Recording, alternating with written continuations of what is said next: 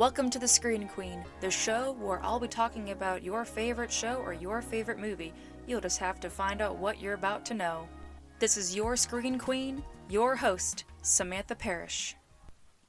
Hello there, and welcome back to the show. This is your subscription to fiction, your host, Samantha Parrish. So, before we dive into the episode, I want to take the time to spotlight a very special anniversary on the show. It has officially been 1 year since The Screen Queen debuted. It's just amazing. Can we just get a round of applause? I don't know if you're clapping, you might be working or driving, but it's okay. I'll be clapping for both of us. It's totally okay. But wow. May 6th was the official release day when I released the first 3 episodes for The Screen Queen, and it has been an amazing journey with how far the show has gone, from my friends reaching out to me saying that they have loved the show, to going to certain events and finding out that there have been fans of the show in my area. It's been amazingly wonderful to see the reactions and the stories and the compliments that I've been given about the show. Like, there are times I still can't believe it, that I have made this show and it's gone to a certain place that I couldn't have predicted. This is just something for me to have fun talking about movies, and it went to places I didn't even think, which is amazing. And I have you guys to thank for it. I wouldn't be here if it wasn't for my amazing audience that has kept up with the series. Even my computer is trying to chime in to say hello and congratulations, probably yelling at me to leave it alone. Likely. There are many of my friends and family that have listened to the episode when it comes out, and it helps me out so much with the show to know that people are out there listening to it and supporting it and have loved the stories behind what I put with The Screen Queen, with some of the personal episodes, some of the stories, the trivia, everything that kind of comes together to make this show in its unique way, to absolutely enjoy coming back every single weekend to record the episode and provide something every Sunday. So thank you so much for being here. Now's the time to talk about our episode, Alita Battle Angel, which is regarded as the best live-action anime that's ever been made. So how come it's not as popular as it should have been? It's a strange thing about Alita Battle Angel. I remember when it was advertised back in 2019, but I didn't feel like I knew anything about it. I couldn't even tell if it was about an anime. I could tell immediately, oh yeah, that definitely looks anime, but I can't tell if it's anime inspired or if it's from an obscure anime and Hollywood is taking a risky gamble to adapt something that isn't as known as something like Dragon Ball Z, Naruto, Berserk, Sailor Moon, Yu Yu Hakusho, those kind of mainstream animes. And I thought, well, maybe it's one of those animes that's just beloved, but it just lives on as like a hidden gem. And, well, yes and no. When I finally got around to watching Alita Battle Angel, I finally could see why there was such a hype to get this movie out there. It was a OVA series called Gundam. I hope I pronounced that right. Gundam, or as it's called in English for the translation, Rusty Angel, which that definitely equivalates to Alita Battle Angel. And it is a amazing amalgamation of violent sci-fi. It's kind of like a Blade Runner wet dream. That's like the best way that I can explain it to those out there that might not be familiar with anime or the story of the original anime series, which I'll definitely dive into the compare and contrast much later on. But at the time when Alita Battle Angel came out, it just kind of came and went. The commercials weren't that long. And it wasn't talked about ever again. And then finally, I was like, well, I'm not too much into anime these days, but I'll give it a gander. And I really liked it. That's coming from someone that's not predominantly a sci-fi fan and hasn't really been on the anime scene for quite some time. And it's amazing that they did this. It really feels like a high-profile anime movie that people have been waiting for years.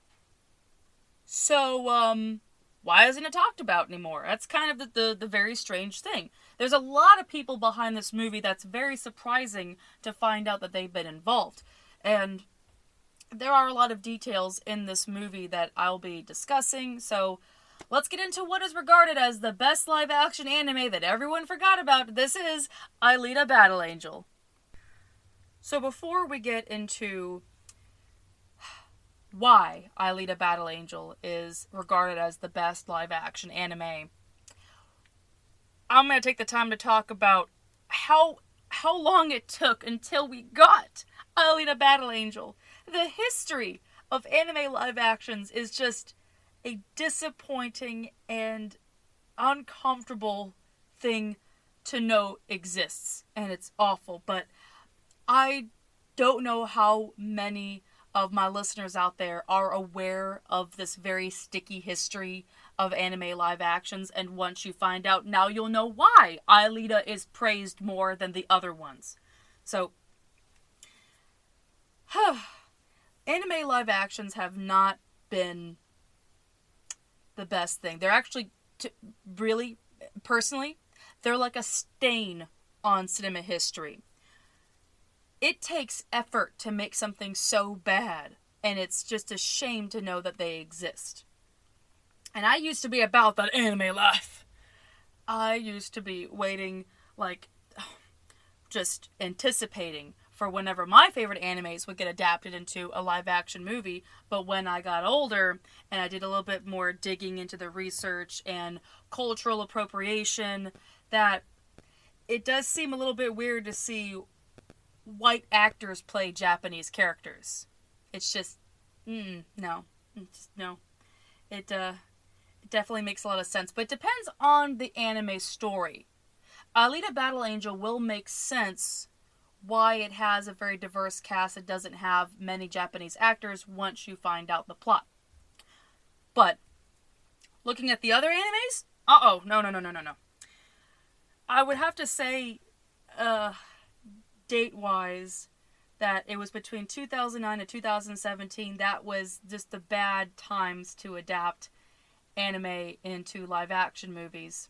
And it's mostly due to the fact that the way they were adapted was not faithful to its source material. They basically were like, oh, that's the plot? Oh, we're going to make something completely new, so that way everyone is going to be scratching their heads wondering why it doesn't look like it's from the book or from the original anime TV show. That's just a flat-out insult to just go off the helm and do something completely different and it not pay off. That is not a good gamble. And it's awful. Dragon Ball Evolution is definitely the brightest and darkest stain to ever have existed with the way they adapted the Dragon Ball series into a movie and how they trashed all the characters. And then years later, we had Kite, which was kind of the same thing like Alita Battle Angel. It was kind of an obscure anime depicted, but people were like, are you sure you're gonna adapt Kite? Are you sure about that? It's not a pretty story, but then it became a very mediocre movie. Okay, I'm glad it didn't go hard as the original anime, but I'm so disappointed that it didn't look like it was supposed to. And then there was the double shitter of Ghost in the Shell and Death Note. Now, I have to say, Ghost in the Shell, I know people have issues with ScarJo playing the Major, and I get it. I totally understand that you would want a Japanese series to be played by Japanese actors. But aesthetically, Ghost in the Shell, it did a lot better than the other anime adaptations that weren't faithful to the world building. I have to give credit that much. Just that much. And then there's Death Note. And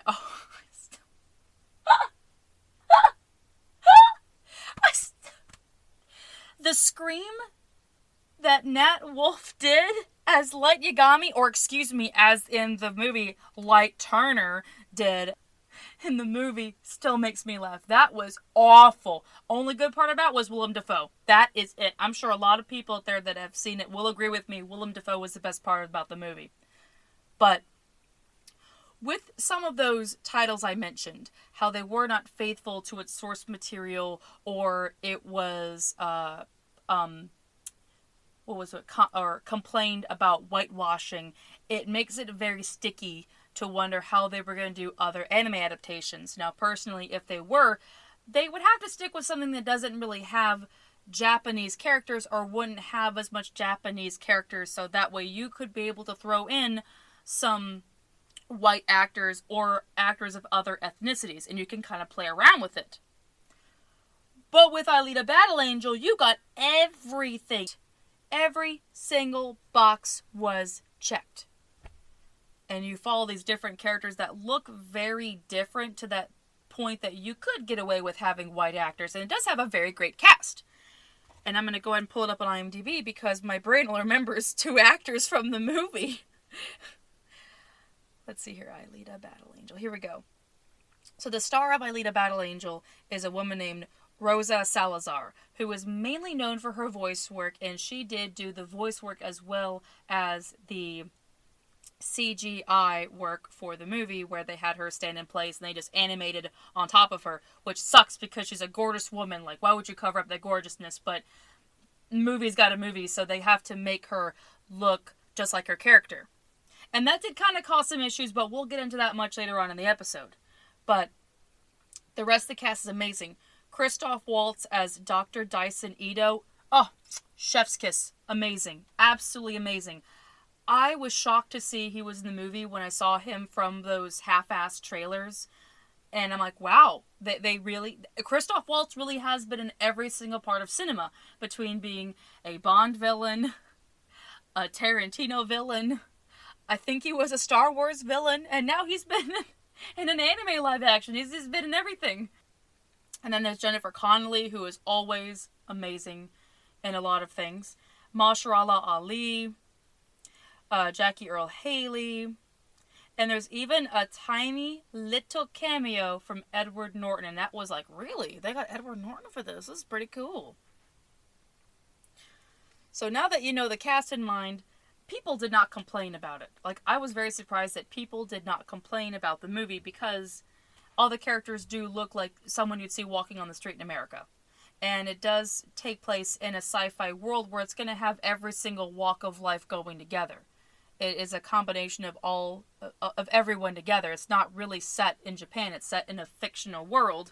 And you immediately understand the world building. Even for someone like me that has never seen the original OVA series, and I'm not the biggest sci-fi fan, but if it can do something for me to understand the world, that's doing something right. So here is the plot for Alita Battle Angel, because I don't think I ever really dived into the plot of the movie. So I'm going to do my best to try to explain it, because the plots on IMDb are a little bit too advanced. So we follow a scientist named Dr. Dyson Ito as he's going through the wreckage of what is left over from this city from above called Zalem. And he's kind of dinking around, like looking for some spare parts and whatnot, and he ends up finding this female cyborg that's been discarded and deactivated. And he brings her back to his laboratory and finds that her human brain is still intact, and he's like, all right, let's get her back to life. Basically kind of Frankensteining her in a way, but without the horrific stuff. Kind of, you'll find out later on. Alita wakes up and she has this beautiful kind of fish out of water reaction to a lot of stuff. And her character has been compared to a fish out of water, but the most amazing fish out of water character you can follow. As you see her understand this city that she's in called Iron City, and is explained how everything works, that it's basically kind of like the sci-fi Great Gatsby. A lot of the poor people that are scraping to survive are in Iron City on the ground, and the people that want to live a more prosperous life go to the flying city called Zalem, which is directly above Iron City. So you definitely see the world building behind the stature of how hard you have to work to get to a more prosperous and sophisticated life. And there are a lot of characters that want to get there. However, there are some characters that are a little bit weary about Zalem and its history. I mean, it's a city above another city, kind of having this whole holier-than-thou feeling. but wondering, well, is it all that's cracked up to be? Why in the world would they be leaving their remains down in Iron City? What's going on here? They're just treating the city like a dump. It's awful.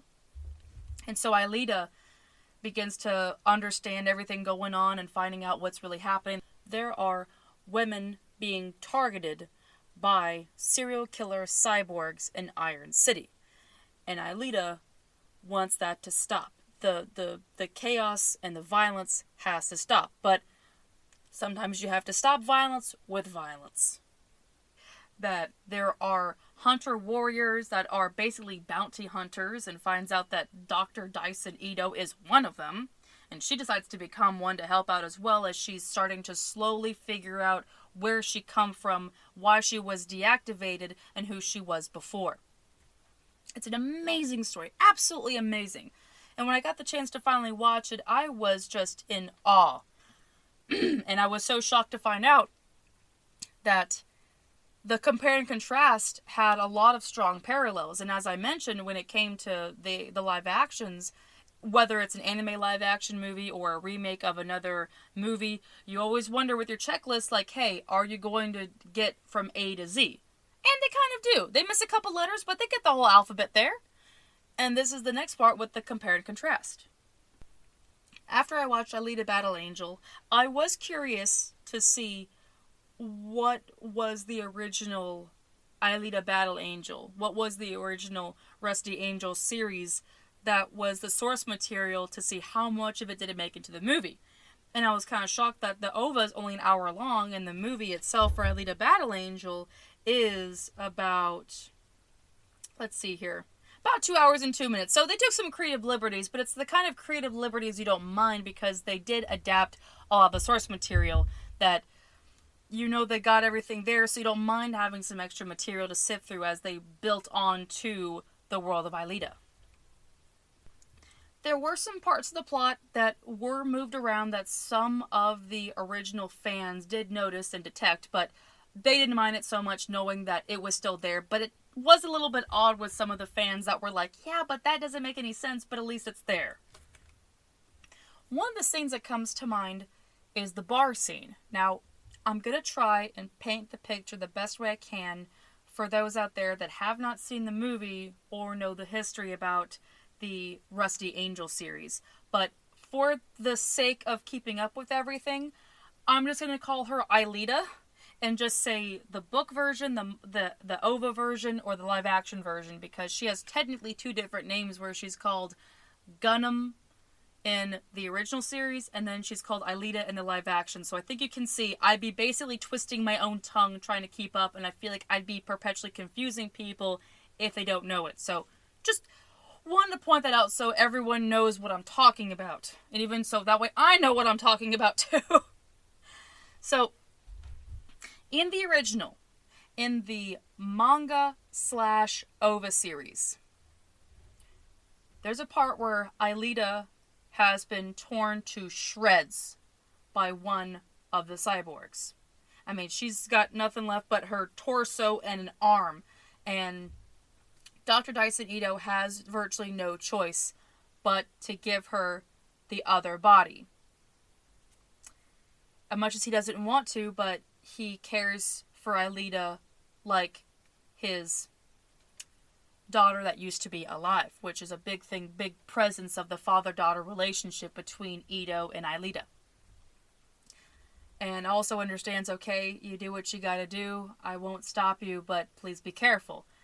There's a lot more faith and trust into the original Alita, into the OVA series.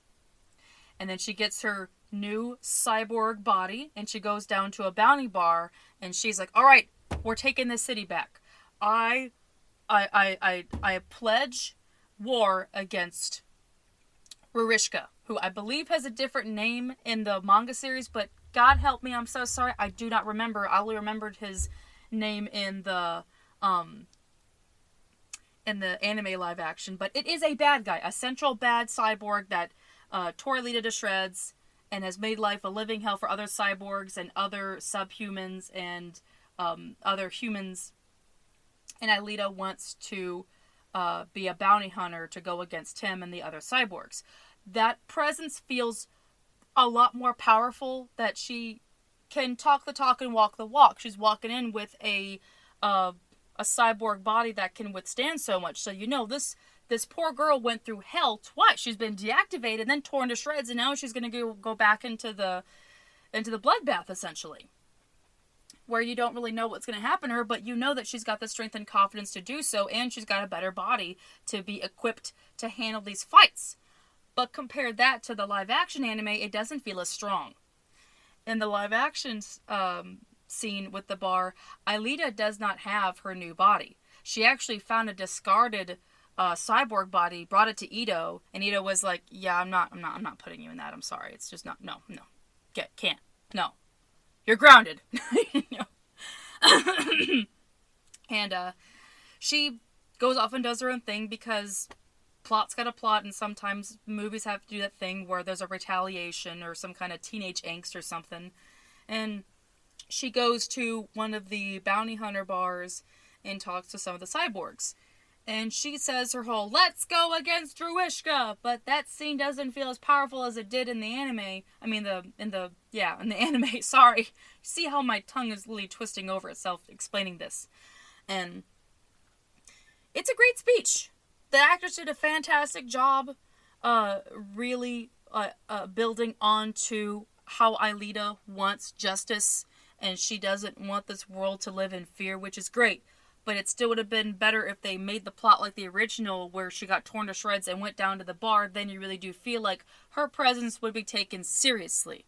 But movie's got a movie, and they chose to do that instead, where the bar scene is where she would get torn to shreds, and then she would get her new body. It's kind of a slight altering to the original plot, but plot's got a plot. It does what it did.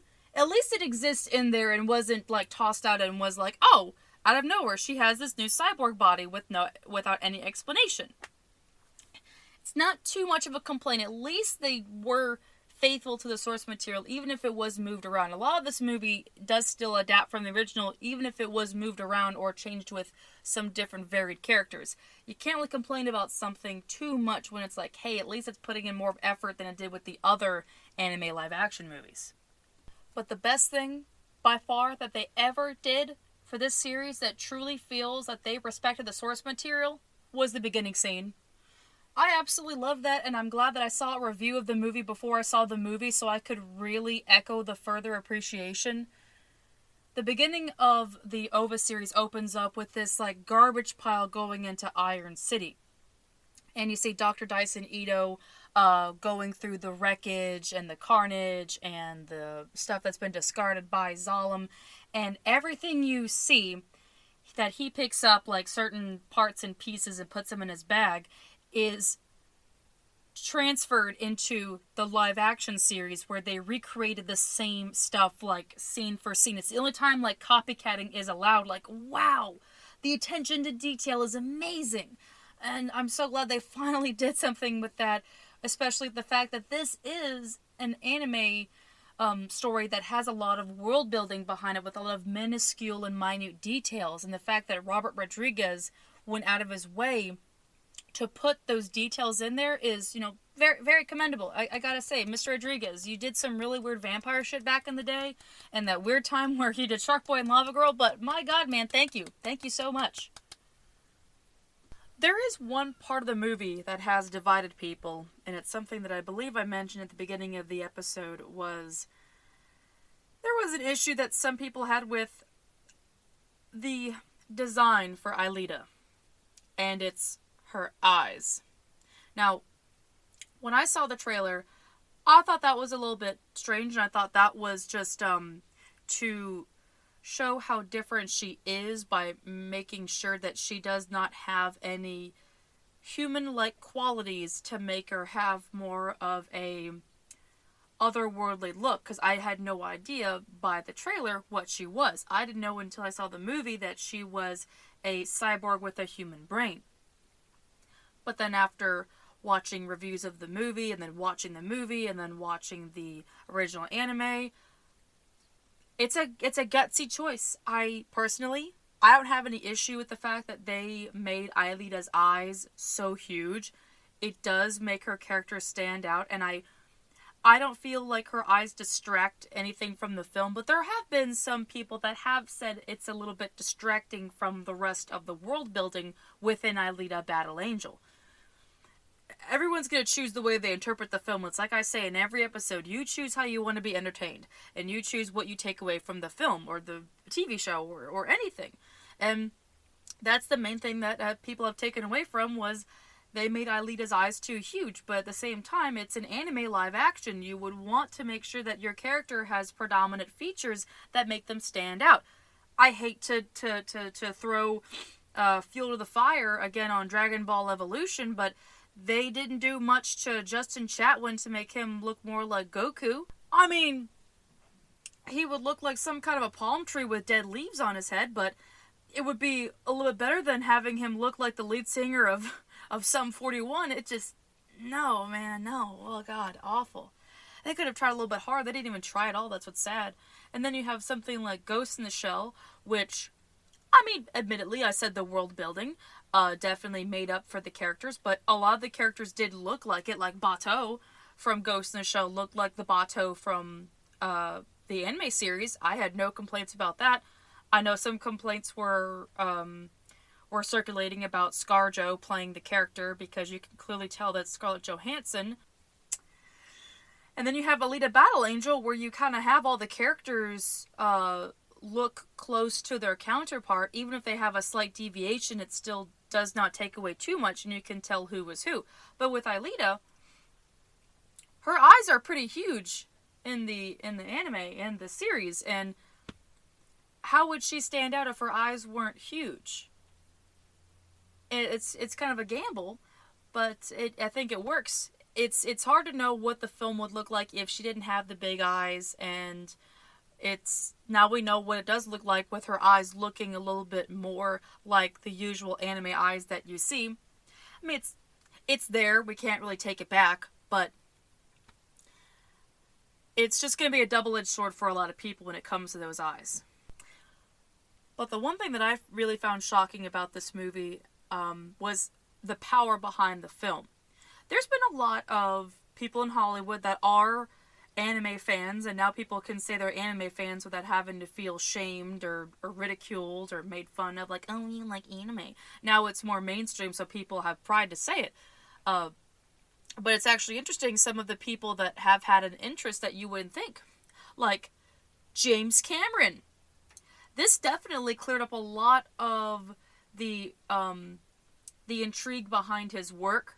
Because I had wondered about James Cameron, like, where did this come from? Like, he's always been prominent for his sci-fi movies, like when he did the Terminator series and the sequel to Alien, and then doing Titanic. But he also did do a couple of projects that were based around Alita, and you would have never known that. He did a series back in 2000 called Dark Angel with Jessica Alba, which, if you look and compare and contrast, it does feel very Alita-inspired. Which is kind of cool, knowing that series derives from it as like a test run to be like, hey, how would you feel if this thing you're seeing is a live action of a Japanese series that I like? I mean, it would get an audience kind of greeted to the idea of live action animes, and especially a time back in like 2000, that 2000 era, you know, before Dragon Ball Evolution really fucked things up. That was kind of the way to guide people towards it, and it did. And now people look at that and go, oh, well, we would have gladly welcomed a series knowing this is what we were in for.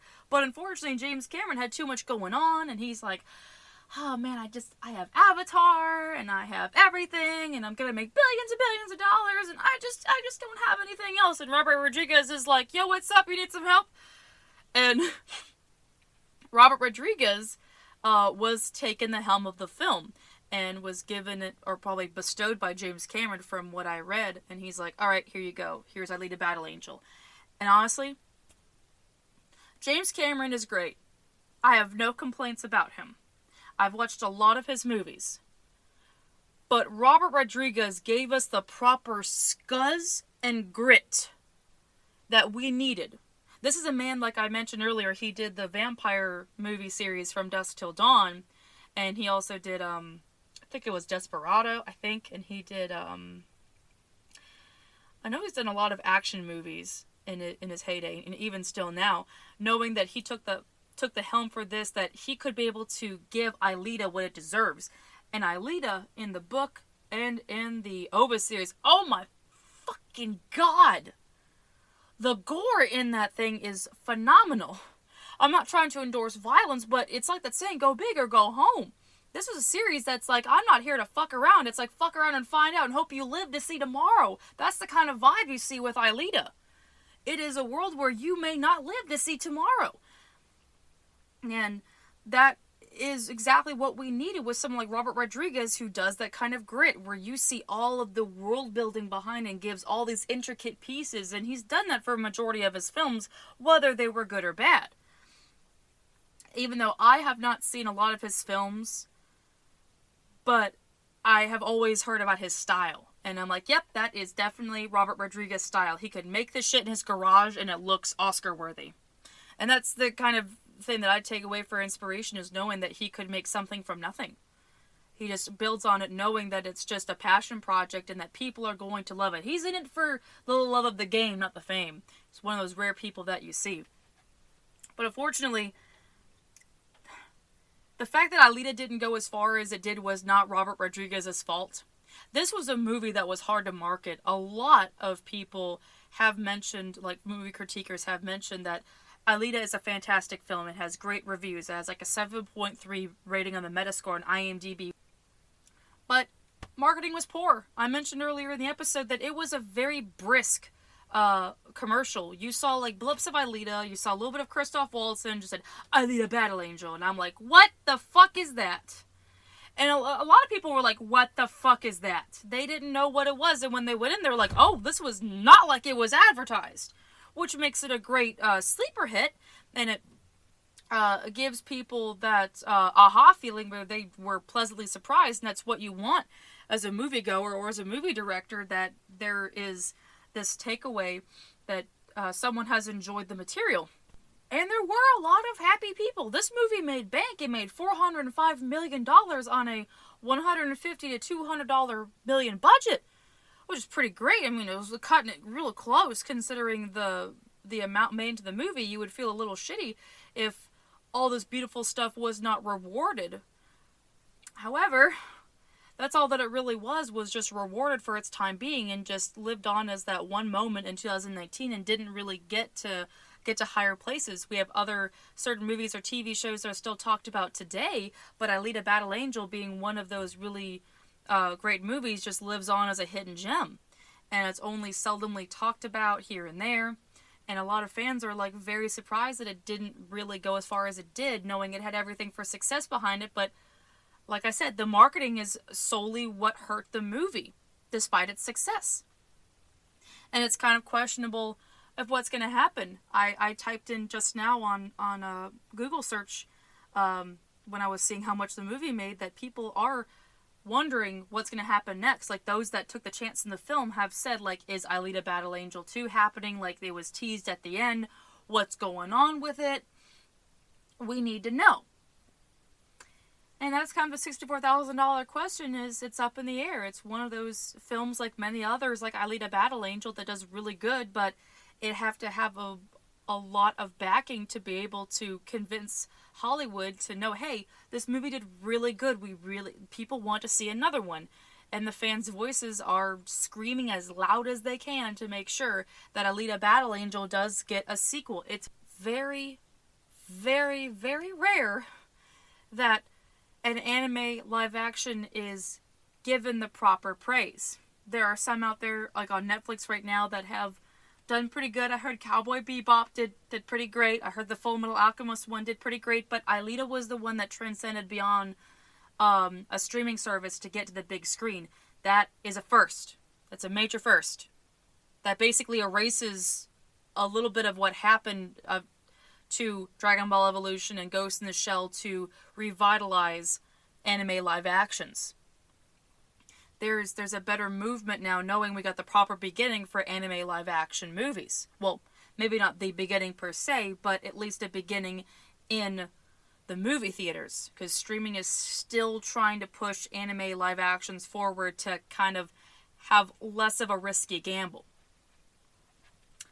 But that still makes it kind of like a really, really, really, really hidden gem, knowing that they have to hope that someone will find it. But Alita Battle Angel was something that went out there and found its place, and now people really want to push it to a higher place. So in a way, it's kind of funny, Alita Battle Angel in a way is somewhat similar to its plot, that it was about this cyborg girl that's roaming around this place that is kind of destitute and downtrodden and wants to go to a higher place than most of the other characters. And the fans are trying to kind of lift Alita Battle Angel up from this, obscurity in cinema to raise it to a higher level so that way it gets mainstream like the other stuff. It's a bit of an interesting parallel in a way. It kind of became like its plot. As much as the future for Alita is looking a little bit delayed and complicated, at least that it does have a future. There are so many people that are pushing this movie to get more of a audience for it, to grow it, so eventually it can get to a higher place. That in a way it does kind of reach its own Zalem in a way, to be further appreciated and get to its proper glory that it still needs to have. And everything you would want to see for a movie, whether it's an anime live action or not, it's still a wonderful movie to see. Even if you're not a sci-fi fan like me, or if you're not an anime fan, it's still an enjoyable movie. That's the wonderful thing about it, is that it does feel very universal. And I really do hope one day that we do get to see the continual strive for Alita as she continues to make the world a better place. And that is officially a wrap for the episode. Wow, this was interesting. I didn't expect to go so hard for this episode. I say it for a lot of my episodes, but I don't think I really thought about the anime live action history impact until I thought about Alita being one of the very first movies, or probably the first movie. It's still unclear. There's not really a proper category of what's the number one, but all roads really led to Alita for this one. And I can see why. I thoroughly enjoyed it, and I'm glad I got to talk about it. And now is the time to find out what the next episode is going to be on The Screen Queen. And if you are new here, hello, you've come in at the right time. That this show's been going on for a year, and I hope you're here for many more years. I hope I'm here for many more years. And I have a system that no one knows what the next episode is going to be, and I don't even know what the next episode is going to be. I put a whole bunch of pieces of paper in this little bowl here, and it's stuffed to the brim, and I reach inside, swirl it up, and then I pick out a random suggestion, so we both find out together. It's a wonderful experience we both get to have together. It's a beautiful thing. So here we go. Alrighty, let me get this mixed up. The thing is filled to the brim. I'm just going to have to reach from the bottom. Everything's flying out. I'll clean that up later. What are you? Oh my. Well, I think this might be a first. I think we've had two firsts now. We had a first episode about a live action anime, and now I think we're about to have the first musical on The Screen Queen. So the next episode on The Screen Queen is going to be Chicago. Wow. That's going to be good. And very interesting. Very, very interesting. That could go many different ways, but we had it coming. Anyway. Alrighty. Well, thank you so much for listening to this episode of The Screen Queen. I appreciate you all so very much. Thank you so much for being here for a year. Wow, I still can't believe it's been a year. So, if you'd like to catch up with me in between uploads for The Screen Queen, you can catch up with me on my Instagram. You can shoot me some movie recommendations, or you just want to talk to me about some movies. I'm all up for the conversation. My username on there is @thequeenofthescreen, and if you'd like to catch up with me on TikTok, I post up some funny movie stuff up on there. You can find me at my username @themysticalspacewitch. And if you would like to find out more about the book series that I have written called Inglorious Inc., I do have a link in the description box so you can find everything about that. Trust me, you'll like that book series. If you like my show, you'll definitely like Inglorious Inc. if you like movies. Alrighty. Thank you again for being here. Stay good, stay safe, stay amazing. This is your host, signing off. Bye-bye!